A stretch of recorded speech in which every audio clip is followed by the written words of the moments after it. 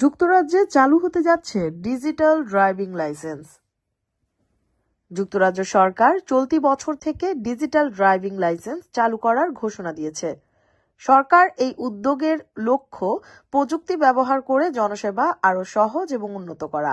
Digital driving licence একটি বিশেষ সরকারি অ্যাপের মাধ্যমে ভার্চুয়াল ওয়ালেটে উপলব্ধ হবে, তবে এটি গুগল বা অ্যাপলের বিদ্যমান ডিজিটাল ওয়ালেটে যুক্ত করা হবে না।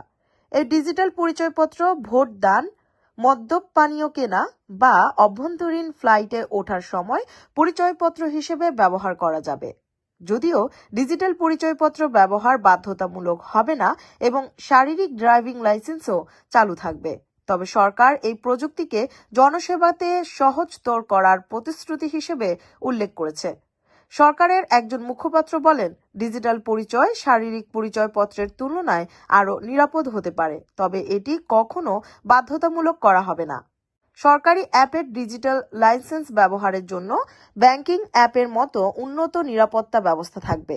বায়োমেট্রিক এবং মাল্টিফ্যাক্টর অথেন্টিফিকেশনের মতো স্মার্টফোনের নিরাপত্তা ফিচার ব্যবহার করেই শুধু লাইসেন্সধারী ব্যক্তি এটি অ্যাক্সেস করতে পারবেন।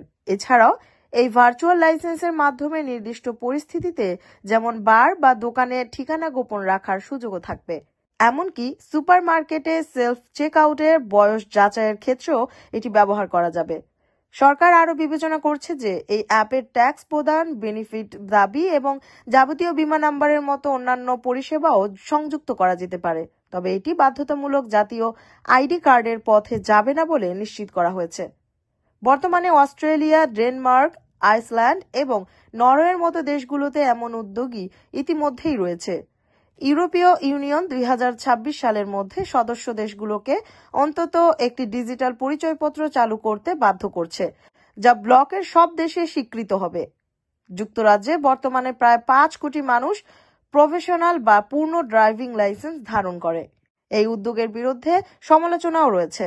গোপনীয়তা নিয়ে কাজ করা সংগঠন বিগ ব্রাদার ওয়াচ এটিকে গোপনীয়তার উপর বড় আক্রমণ বলে আখ্যা দিয়েছে।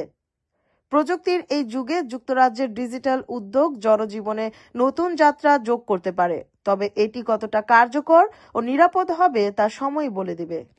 এই উদ্যোগের বিরুদ্ধে সমালোচনাও রয়েছে। গোপনীয়তা নিয়ে কাজ করা সংগঠন বিগ ব্রাদার ওয়াচ এটিকে গোপনীয়তার উপর বড় আক্রমণ বলে আখ্যা দিয়েছে।